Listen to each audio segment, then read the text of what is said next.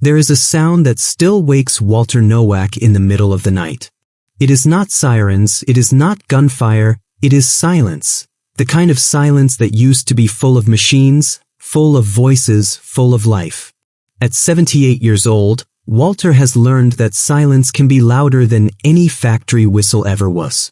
And tonight, sitting alone on his porch on the east side of Detroit, he is about to tell a stranger something he has never told anyone. Something about a city. Something about a family. Something about what it really means to lose everything and still choose to stay. What happened to this man? And how did he survive it? Walter Nowak was born in 1948 in a small brick house 2 blocks from the old Packard plant. He is a tall man even now, with a sturdy build that decades of factory work carved into his shoulders. His skin is weathered, lined by 78 Michigan winters. His eyes are a deep, steady blue, the kind that seem to be looking at something far away even when he is looking right at you. His silver hair is combed straight back. A short white beard covers his jaw. He wears a denim work jacket over a faded plaid shirt, worn jeans, and brown work boots that have been resoled more times than he can count.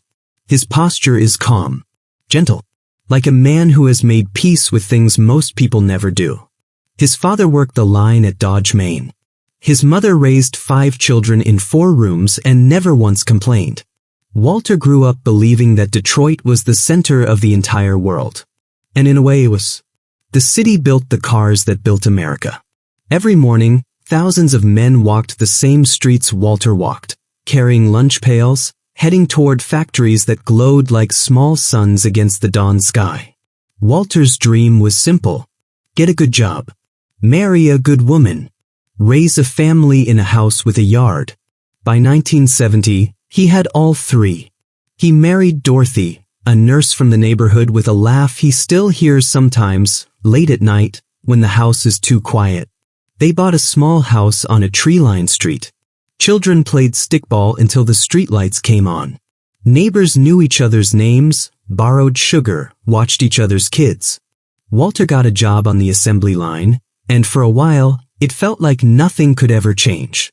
The factory ran 3 shifts. The churches were full on Sunday. The corner stores never closed. Detroit in those years felt eternal. But nothing, Walter would learn, is ever truly eternal. It started slowly. A friend was laid off. Then another. In the early 70s, whispers moved through the plant.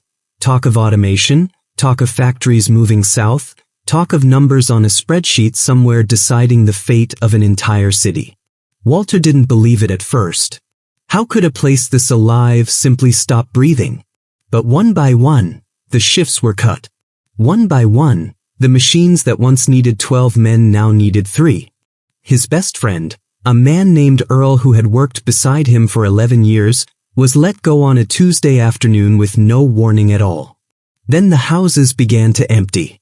First it was 1 house on the block, then 3, then whole streets.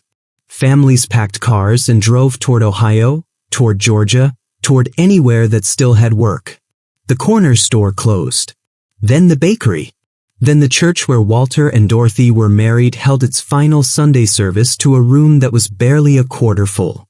Crime crept in where community used to be. Windows were boarded. Grass grew through sidewalks. Walter would stand on his porch some evenings and barely recognize the street he had known his entire life. And still he stayed. Why did he stay when everyone he loved was leaving?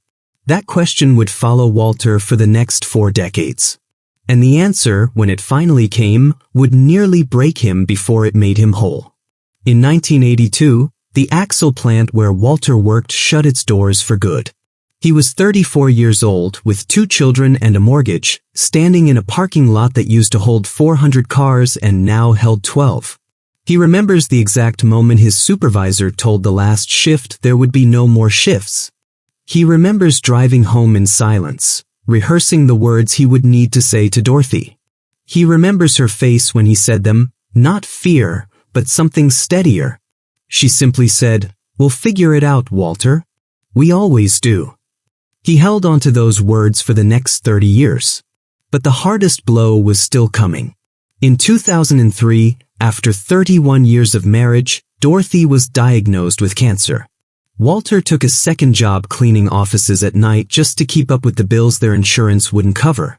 He sat beside her hospital bed after 12-hour shifts, too tired to cry, too stubborn to leave. She passed away on a January morning, snow falling outside the window, the house around them already half empty from years of decline. Walter buried his wife 2 blocks from the church where they married, in a cemetery surrounded by a city that had forgotten how to hope. His children begged him to move. His son settled in Arizona. His daughter in North Carolina. "There's nothing left for you there, Dad," they told him.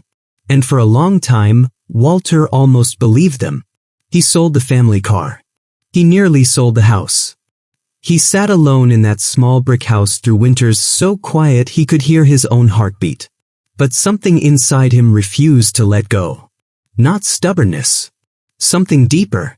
A belief that a place, like a person, deserves loyalty even in its hardest years. Especially in its hardest years. So Walter stayed, and slowly he began to notice something. Neighbors who had also stayed began fixing up porches again. A young couple opened a small diner 2 streets over. A community garden grew where a burned house once stood. It wasn't the Detroit of his childhood. It would never be that again. But it was becoming something new, something built by the people stubborn enough, hopeful enough, to believe a broken place could still be worth saving. Walter started volunteering at a food pantry 3 days a week. He taught neighborhood teenagers how to fix cars in his garage, passing down knowledge that once built a city. If Walter could teach you only one thing, it would be this. A place doesn't die because its factories close. A place dies when its people stop showing up for each other. He learned that hard work matters, but purpose matters more. He learned that loss is not the opposite of love. It is proof that love was real. He learned that community is not something you find. It is something you build, one small act of kindness at a time, especially when it would be easier to leave. And he learned that growing old is not about losing your strength. It is about discovering what you were strong enough to survive all along.